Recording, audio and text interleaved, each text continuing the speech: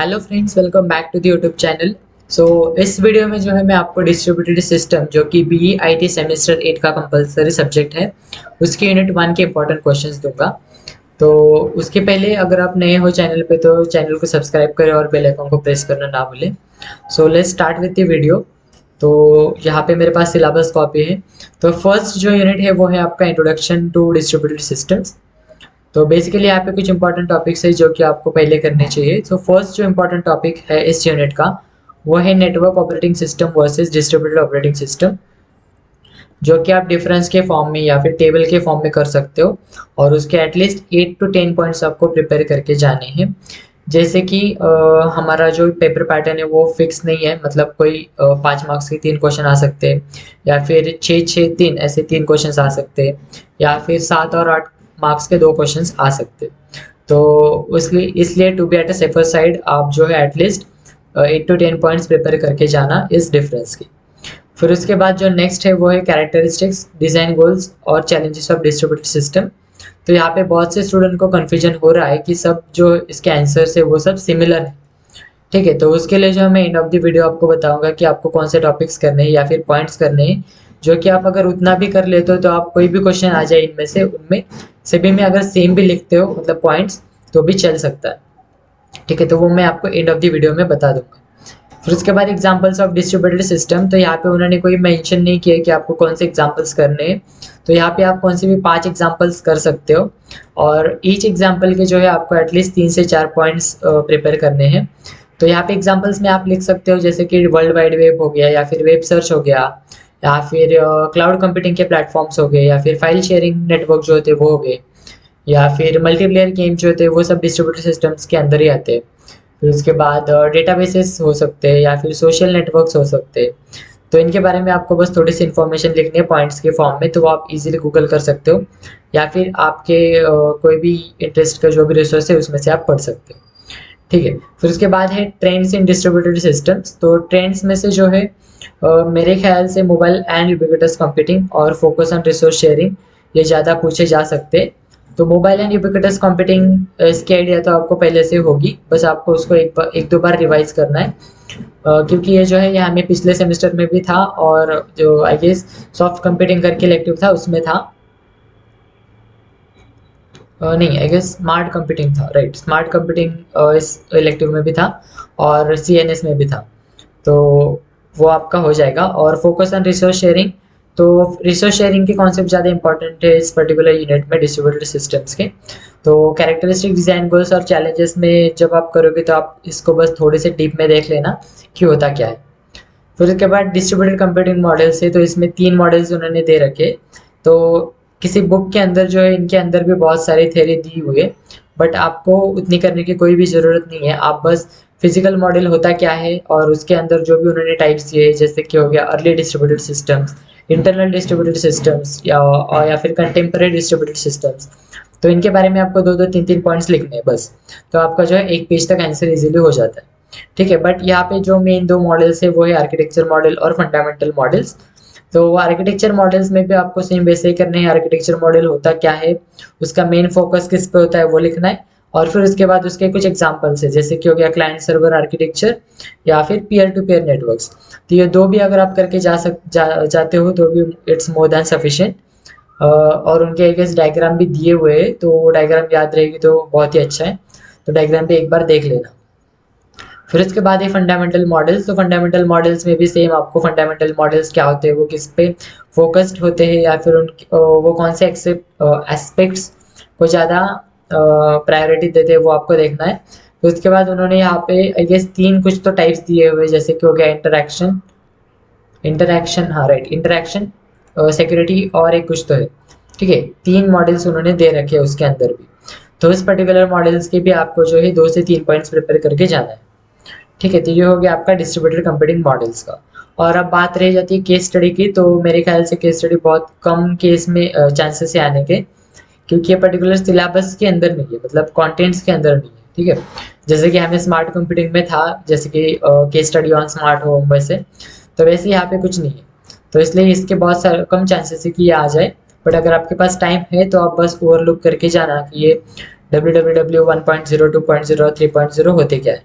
ठीक है, तो अब मैं बता देता हूँ कि आपको कैरेक्टरिस्टिक, डिजाइन गोल्स और चैलेंजेस ऑफ डिस्ट्रीब्यूटेड सिस्टम्स में लिखना क्या है, मतलब कौन से पॉइंट्स आप लिख सकते हो। तो उसमें जो फर्स्ट है वो है आपका रिसोर्स शेयरिंग, सेकंड जो है वो है आपका ओपननेस,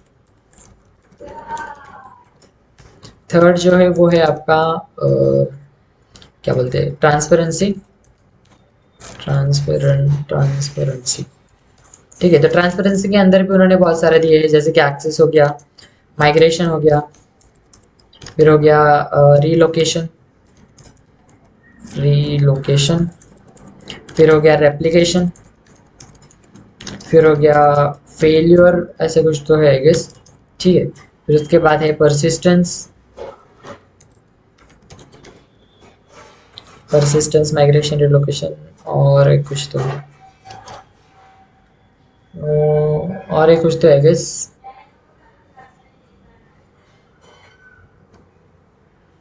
लोकेशन। ठीक है, तो ये 5 से 6 है।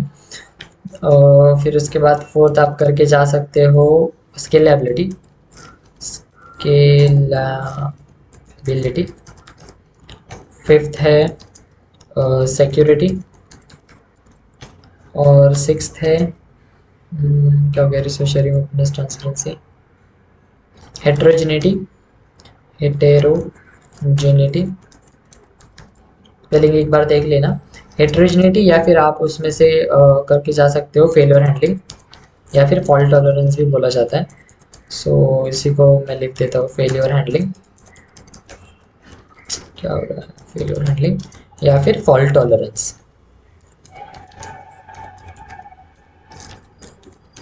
ठीक है, तो इन दोनों में से कोई भी आप एक करके जा सकते हो। तो ये 6 टॉपिक्स है, इनमें से अगर आपको कोई भी पूछा जाए, चैलेंजेस हो, गोल्स हो, या फिर कैरेक्टरिस्टिक्स हो, तो आप ये लिख सकते हो। बस आपको थोड़ी सी जो है वर्डिंग्स इधर की उधर करनी है बस। ठीक है, तो रिसोर्स शेयरिंग मतलब क्या कि पर्टिकुलर रिसोर्स, आपका डेटा या फिर हार्डवेयर सॉफ्टवेयर जो है वो शेयर्ड होता है। ठीक है, तो वो आपको यहाँ पे आ जाएगा। ओपननेस मतलब क्या कि अगर आपको कोई इंप्रूवमेंट करनी है पर्टिकुलर मॉडल में या फिर पर्टिकुलर सॉफ्टवेयर में, या फिर कोई कंपोनेंट ऐड करना है, तो उस पर्टिकुलर कंपोनेंट को ऐड करते टाइम आपके बाकी के सिस्टम पे कोई उसका इफेक्ट ना हो, या फिर आप उसको इजीली ऐड कर सकते हो, रिमूव कर सकते हो, तो वो हो गया आपका ओपननेस। बेसिकली यहाँ पे आप बोल सकते हो कि एक्सटेंसिबल होना चाहिए आपका सिस्टम। फिर उसके बाद ट्रांसपेरेंसी, तो बेसिकली ट्रांसपेरेंसी मतलब कि हम यूजर से हाइड करते हैं कि हमारी जो सिस्टम है वो बैकएंड में या फिर पीछे जो है पर्टिकुलर टास्क को डिस्ट्रीब्यूटेड करती है, मतलब उसको डिवाइड करती है, वो हम यूजर से हाइड करते हैं। इसलिए क्योंकि जब यूजर देखता है तो उसको पता वो ऐसे रियलाइज करता है कि वो पर्टिकुलर एक ही सिस्टम है, बट वो पीछे जो है वो डिवाइड होती है, वो हमें पता नहीं चलता। तो ट्रांसपेरेंसी में भी बहुत सारे ट्रांसपेरेंसीज उन्हें दिए हुए, जैसे कि एक्सेस मतलब आपके रिसोर्सेज कैसे एक्सेस हो रहे हैं वो यूजर से हाइड करना। माइग्रेशन मतलब आपका कोई रिसोर्स है वो एक प्लेस से दूसरे लोकेशन तक मूव हुआ है या नहीं, वो उस पर्टिकुलर डिटेल्स को हाइड करना। रिलोकेशन मतलब क्या कि एक पर्टिकुलर रिसोर्स जो है वो अगर यूज में है और यूज के टाइम पे ही अगर वो रिसोर्स एक जगह से दूसरे लोकेशन में मूव हो रहा है, तो उस पर्टिकुलर डिटेल्स को हाइड करना। रेप्लिकेशन मतलब क्या कि एक पर्टिकुलर रिसोर्स जो है वो मल्टीपल यूजर्स यूज कर सकते हैं, बट उसकी इंफॉर्मेशन जो है वो बाकी यूजर्स को नहीं होनी चाहिए, तो वो डिटेल्स को हाइड करना हो गया रेप्लिकेशन ट्रांसपेरेंसी। फिर उसके बाद फेलियर, फेलियर मतलब अगर आपका कोई रिसोर्स या फिर हाँ कोई रिसोर्स आपका फेल हुआ है या फिर कोई नोड फेल हुआ है, या फिर आपने उसको रिकवर भी कर लिया, तो ये डिटेल जो है फेलियर और रिकवरी की वो यूजर से हाइड करना, तो वो हो गया फेलियर ट्रांसपेरेंसी। फिर उसके बाद परसिस्टेंस मतलब आपके रिसोर्सेज कहाँ पे स्टोर्ड है, वो मेमोरी में स्टोर्ड है या फिर वो डिस्क में स्टोर्ड है, वो जो है वो हाइड करना। और लोकेशन मतलब आपके रिसोर्सेज कहाँ पे स्टोर्ड है। ठीक है, तो ये जो है आपको बस ऐसे दो दो तीन तीन पॉइंट्स में डिफाइन करना है, तो अगर ट्रांसपेरेंसी का पॉइंट आप लिखते हो तो। फिर उसके बाद स्केलेबिलिटी मतलब अगर बहुत सारे यूजर्स एक टाइम के आपके पर्टिकुलर सिस्टम को या फिर रिसोर्स को एक्सेसिबल कर रहे हैं, तो उसका लोड अगर आपका सिस्टम हैंडल कर पा रहा है तो उसको बोलते हैं स्केलेबिलिटी, या फिर आपकी सिस्टम जो है वो स्केलेबल है। फिर उसके बाद सिक्योरिटी, सो जैसे कि हमने बोला कि यहाँ पे जो है रिसोर्स शेयर्ड होते हैं या फिर बहुत सारे सिस्टम जो है इंटरकनेक्टेड रहते हैं और वो इन एक दूसरे से जो है कम्युनिकेशन करते हैं, तो यहाँ पे सिक्योरिटी इश्यूज ज़्यादा होने के चांसेस होते हैं। बट जैसे यहाँ पे एडवांसमेंट हो रहा है सिस्टम्स में, सिक्योरिटी भी जो है वो ज़्यादा स्ट्रांग हो रही है। ठीक है, फिर उसके बाद हेटेरोजेनिटी, फेलियर हैंडलिंग या फिर फॉल्ट टॉलरेंस आप लिख सकते हो। फेलियर हैंडलिंग को ही आप फॉल्ट टॉलरेंस बोल सकते हो, और हेटेरोजेनिटी जो है वो अलग कॉन्सेप्ट है फेलियर हैंडलिंग से। ठीक है, तो इन दोनों में से आप जो है कोई भी एक करके जा सकते हो। तो ये 6 पॉइंट जो है आप लिख सकते हो। कोई भी अगर आपको क्वेश्चन पूछेगा एक्सप्लेन कैरेक्टरिस्टिक्स या फिर डिजाइन गोल्स और चैलेंजेस ऑफ डिस्ट्रीब्यूटेड सिस्टम, तो आप ये लिख सकते हो। सो अगर आप चाहो तो इसका स्क्रीनशॉट ले सकते हो।